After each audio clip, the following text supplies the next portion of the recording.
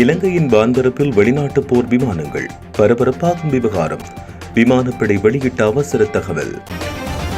ஈரானின் அதிஉயர் தலைவர் குண்டுவீச்சில் குறிவைக்கப்பட்டு கொலை, குடும்ப உறுப்பினர்களும் உயிரிழப்பு.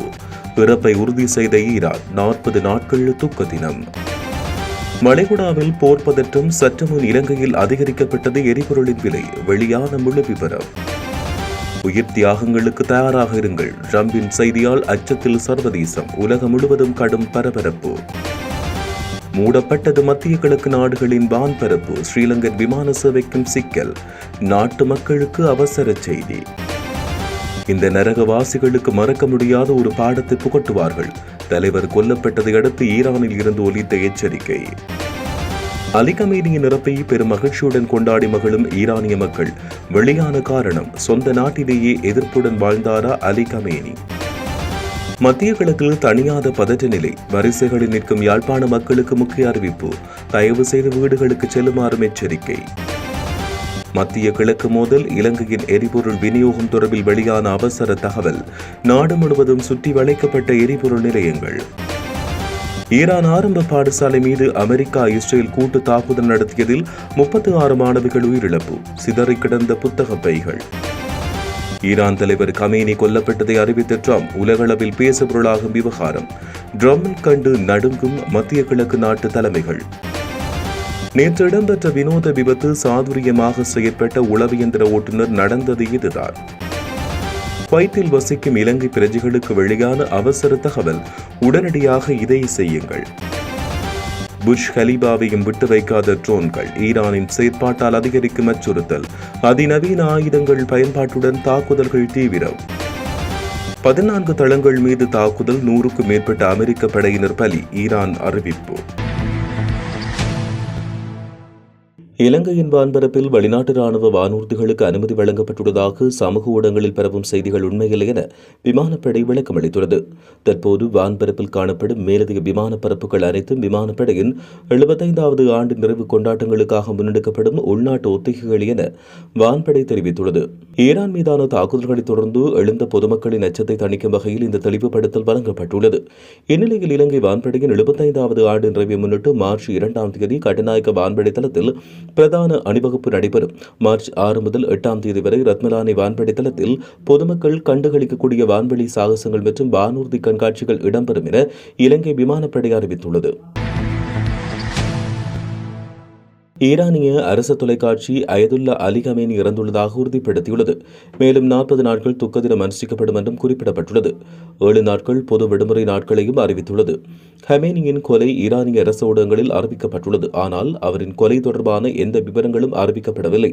மேலும் குறித்த தாக்குதலில் ஈரானின் அதிகுச்ச தலைவர் அயதுல்லா அலி கமேனியின் மகள், மருமகன் மற்றும் பேரப்பிள்ளை ஆகியோர் கொல்லப்பட்டுள்ளனர். இந்த போரில் கமேனியும் கொல்லப்பட்டதாக ட்ரம்ப் மற்றும் இஸ்ரேலிய அதிகாரிகள் உரிமை கோரியதை தொடர்ந்து இந்த தகவல் வெளியாகியுள்ளது.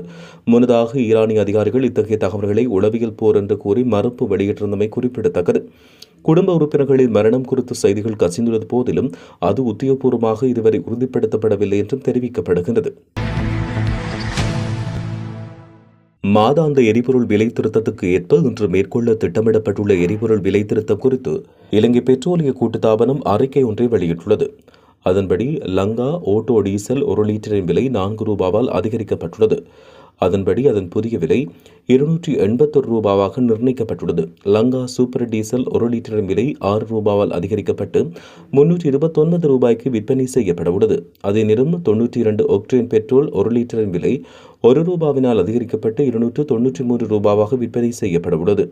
இதேவேளை 95 ஒக்டேன் 1 லிட்டரின் விலை 340 ரூபாவாகவும் மண்ணெண்ணெய் 1 லிட்டரின் விலை 182 ரூபாவாகவும் மாற்றமின்றி காணப்படுகிறது. ஈரான் மக்களை தங்கள் அரசாங்கத்தை காப்பாற்றுமாறு அமெரிக்க ஜனாதிபதி டொனால்ட் ட்ரம்ப் அழைப்பு விடுத்துள்ள காணொலி செய்தி சர்வதேச அரசியல் வட்டாரங்களில் பேசுபொருளாக மாறியுள்ளது. நாங்கள் எங்கள் பணியை முடித்ததும் உங்கள் அரசாங்கத்தை நீங்கள் கைப்பற்றுங்கள், அது உங்களுடையதாக மாறும். தலைமுறைக்கு ஒருமுறை மட்டுமே கிடைக்கக்கூடிய வாய்ப்பு இதுவாகும் என்றும் டொனால்ட் ட்ரம்ப் தெரிவித்தார். இந்நிலையில் உயிர் தியாகங்களுக்கு தயாராக இருங்கள் என அமெரிக்கர்களுக்கு அவர் விடுத்துள்ள அழைப்பும் இந்த தாக்குதலின் தீவிரத்தை எடுத்து காட்டியுள்ளது. இஸ்ரேல் மற்றும் ஈரானுக்கு இடையிலான போர் பதட்டம் காரணமாக மத்திய கிழக்கு நாடுகள் தமது வான் பரப்புகளை மூடியவையால் பிரித்தானியா, ஐரோப்பா மற்றும் புற வடக்கு நாடுகளுக்கான ஸ்ரீலங்கா விமான சேவைகள் நிறுவனத்தின் விமானங்கள் சவுதி அரேபிய வான்வெளி வழியாக திருப்பிவிடப்பட்டுள்ளன. இதன் காரணமாக மேலும் தாமதங்கள் ஏற்படக்கூடும் என ஸ்ரீலங்கா விமான சேவைகள் நிறுவனம் அறிவித்துள்ளது. ஸ்ரீலங்கா விமான சேவைகள் நிறுவனம் விடுத்துள்ள அறிக்கையில், இஸ்ரேல் மற்றும் ஈரான் இடையிலான மோதல் போக்கு தீவிரமடைந்துள்ளதைத் தொடர்ந்து மத்திய கிழக்கின் பல நாடுகளின் வான்பரப்பு மூடப்பட்டுள்ளதால் விமான சேவைகளில் தாமதம் ஏற்படக்கூடும் என்று அறிவிக்கப்பட்டுள்ளது. பயணிகளின் பாதுகாப்பை உறுதிப்படுத்தவும் விமான சேவைகளை தடையின்றி முன்னெடுக்கவும் சில விமானங்கள் சவுதி அரேபிய வான்பரப்பு ஊடாக மாற்று வழிகளில் இயக்கப்படுவதாக அந்த நிறுவனம் குறிப்பிட்டுள்ளது. ஈரான் மீது அமெரிக்கா மற்றும் இஸ்ரேல் தொடுத்துள்ள பாரிய தாக்குதல்களுக்காக அதற்கான விலையை அவர்கள் கொடுக்க வேண்டியிருக்கும் என ஈரான் எச்சரித்துள்ளது. தலைவர் கமேனியின் மரணத்தை அடுத்து இந்த தகவல் வெளியாகியுள்ளது. ஈரானின் தேசிய பாதுகாப்பு சபை செயலாளர் அலி ராரி ஜானி இந்த கடும் எச்சரிக்கை விடுத்தார். ஈரானின் வீரமிக்க இராணுவமும் மக்களும் இணைந்து சர்வதேச அளவில் அடக்குமுறைகளை கையாளும் இந்த நரகவாசிகளுக்கு மறக்க முடியாத பாடத்தை புகட்டுவார்கள் என்றும் அவர் தெரிவித்தார். ஈரானிய அரசு ஊடகம் இந்த செய்தியை உறுதிப்படுத்தியுள்ளதோடு ஈரான் தன்னுடைய தற்காப்பு நடவடிக்கைகளை தீவிரப்படுத்தும் என்பதையும் சுட்டிக்காட்டியுள்ளது. நேற்று ஈரானில் நடத்தப்பட்ட தாக்குதல்களில் உச்சத்தலைவர் அலி ஹமீனி கொல்லப்பட்டதாக தகவல்கள் வந்ததை தொடர்ந்து நேற்று இரவு ஈரானின் தெஹ்ரான் நகரங்களில் மக்கள் கொண்டாட்டங்களில் ஈடுபட்டுள்ளதாக சர்வதேச ஊடகங்கள் செய்தி வெளியிட்டுள்ளன. இது தொடர்பான காணொலிகளும் சமூக வலைதளங்களில் வெளியாகியுள்ளது. நகருக்கு அருகிலுள்ள ஒரு குடியிருப்பு பகுதியில் காரினுடைய கோன்களை ஒலித்தும் அதேவேளை தெருவில் குடியிருப்பாளர்கள் நடனமாடி ஆரவாரம் செய்யும் காட்சிகள் குறித்த காணொலிகள் வெளியாகியுள்ளன. ஒரு அடுக்குமாடி குடியிருப்பில் பல குடியிருப்பாளர்கள் தங்களுடைய வீடுகளின் ஜன்னலிலிருந்து ஆரவாரம் செய்து கைதட்டி கொண்டாடியுள்ளனர். அத்துடன் அமெரிக்க ஜனாதிபதி டொனால்ட் ட்ரம்ப் வரலாற்றில் மிகவும் தீய மனிதர்களில் ஒருவரான கமேனி உயிரிழந்து விட்டார். இது ஈரான் மக்களுக்கு மட்டுமன்றி உலக அளவில் கமேனியின் இரத்தவெறி கும்பலால் கொல்லப்பட்ட மக்களுக்கு நீதி என்றும் குறிப்பிட்டுள்ளார். யாழ்ப்பாண மாவட்டத்திற்கு தேவையான பெட்ரோல் கையிருப்பில் உள்ளதால் மக்கள் பீதியடைய தேவையில்லை என்றும் செயற்கை தட்டுப்பாட்டை தவிர்க்குமாறும் யாழ்ப்பாண மாவட்ட அரசாங்க அதிபர் மருதலிங்க பிரதீபன் தெரிவித்துள்ளார். காங்கேசன்துறையில் உள்ள எரிபொருள் களஞ்சியம் வழமை போல் ஞாயிற்றுக்கிழமை மூடப்படுவதால் அனைத்து எரிபொருள் நிலையங்களுக்கும் நாளைய தினம் திங்கட்கிழமை முதல் வழமை போல் எரிபொருள் விநியோகிக்கப்படும். இலங்கை பெட்ரோலிய கூட்டுத்தாபன தலைவருடன் மேற்கொண்ட கலந்துரையாடலின்படி நாட்டுக்கு தேவையான 1 மாத காலத்துக்கான எரிபொருள் தற்போது கையிருப்பில் உள்ளதாக உறுதிப்படுத்தப்பட்டுள்ளது.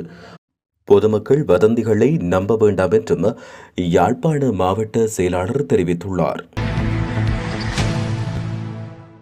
மத்திய கிழக்கில் நிலவும் போர் சூழல் காரணமாக நாட்டில் எரிபொருள் தட்டுப்பாடு ஏற்படாது என இலங்கை எரிபொருள் கூட்டுத்தாபனத்தின் தலைவர் DJ ராஜகருணா தெரிவித்தார். மத்திய கிழக்கில் போர் பதற்றம் உருவாகியுள்ள நிலையில் நாட்டின் சில பகுதிகளில் பொதுமக்கள் எரிபொருள் நிலையங்களுக்கு விரைந்துள்ளனர். இந்நிலையில் இது தொடர்பாக கருத்து வெளியிட்ட எரிபொருள் கூட்டுத்தாபனத்தின் தலைவர், இலங்கைக்கான பெட்ரோல் மற்றும் டீசல் இறக்குமதி மத்திய கிழக்கு நாடுகளில் இருந்து மேற்கொள்ளப்படுவதில்லை என்று தெரிவித்தார். ஈரான் ஆரம்ப பாடசாலை மீது தாக்குதல் நடத்தியதில் 36 மாணவிகள் உயிரிழந்துள்ளதாக தெரிவிக்கப்பட்டுள்ளது. தெற்கு ஈரானின் மினாப் மாவட்டத்தில் உள்ள பெண்கள் ஆரம்ப பாடசாலை ஒன்றின் மீது இஸ்ரேல் மற்றும் அமெரிக்க படைகள் நடத்திய தாக்குதலில் குறைந்தது 36 மாணவிகள் சிறுமிகள் கொல்லப்பட்டதாகவும் பலர் காயமடைந்ததாகவும் அரசு அதிகாரிகள் தெரிவித்தனர். ஈரானில் தற்போது நிலவி வரும் போர் பதற்றங்களுக்கு மத்தியில் ஒரு கல்வி நிறுவனம் இலக்கு வைக்கப்பட்டுள்ளது சர்வதேச அளவில் பெரும் அதிர்ச்சியை ஏற்படுத்தியுள்ளது. அணுசக்தி போட்டி காரணமாக ஈரான் மீது இஸ்ரேல், அமெரிக்கா நேற்று காலை முதல் ஏவுகணைகள் மூலம் வான்வெளி தாக்குதல் நடத்தி வருகிறது. தலைநகர் டெஹ்ரான் மற்றும் பிற பகுதிகளில் தாக்குதல் தொடர்ந்து நடைபெற்று வருகிறது. இந்நிலையில் அயதுல்லா ஹமேனி கொல்லப்பட்டார் என அமெரிக்க ஜனாதிபதி ட்ரம்ப் சமூக ஊடகங்கள் மூலம் உறுதிப்படுத்தியுள்ளார். வரலாற்றில் மிகவும் தீய மனிதர்களில் ஒருவரான கமேனி உயிரிழந்துள்ளார். இது ஈரான் மக்களுக்கு மட்டுமன்றி உலகளவில் கமேனியின் இரத்தவெறி கும்பலால் கொல்லப்பட்ட மக்களுக்குமான நீதி. அமெரிக்காவின் உளவுத்துறை மற்றும் அதிநவீன கண்காணிப்பு அமைப்புகளிலிருந்து அவரால் தப்பிக்க முடியவில்லை.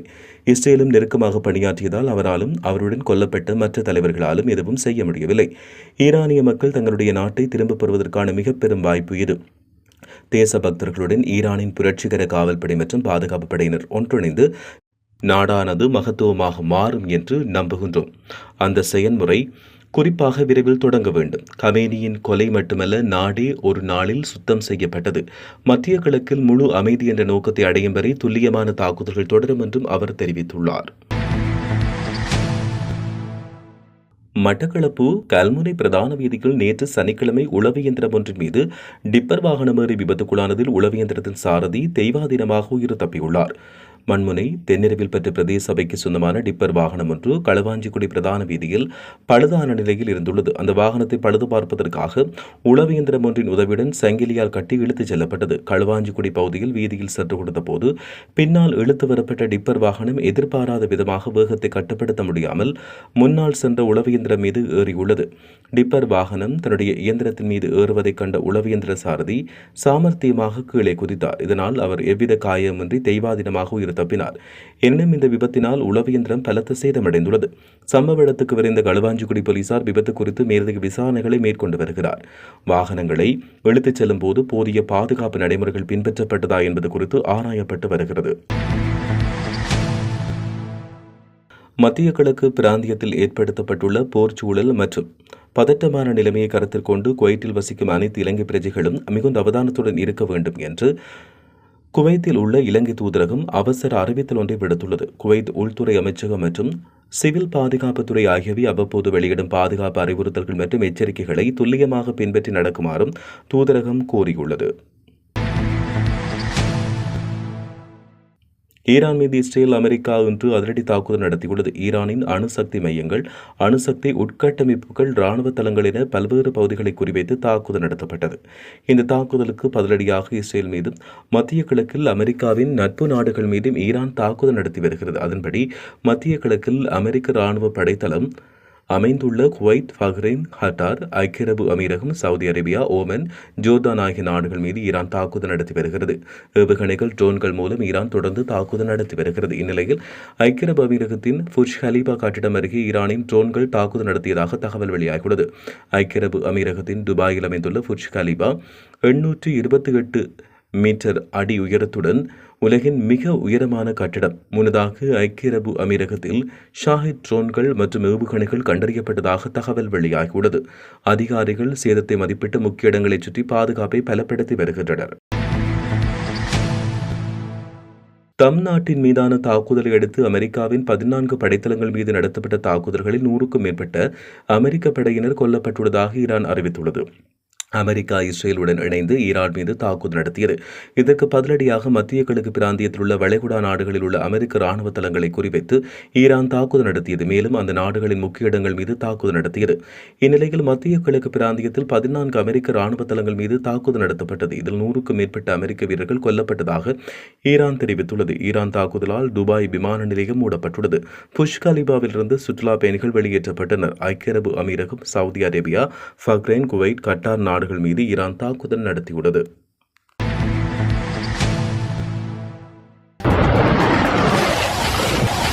இலங்கையின் வான்பரப்பில் வெளிநாட்டு போர் விமானங்கள், பரபரப்பாகும் விவகாரம். விமானப்படை வெளியிட்ட அவசர தகவல்.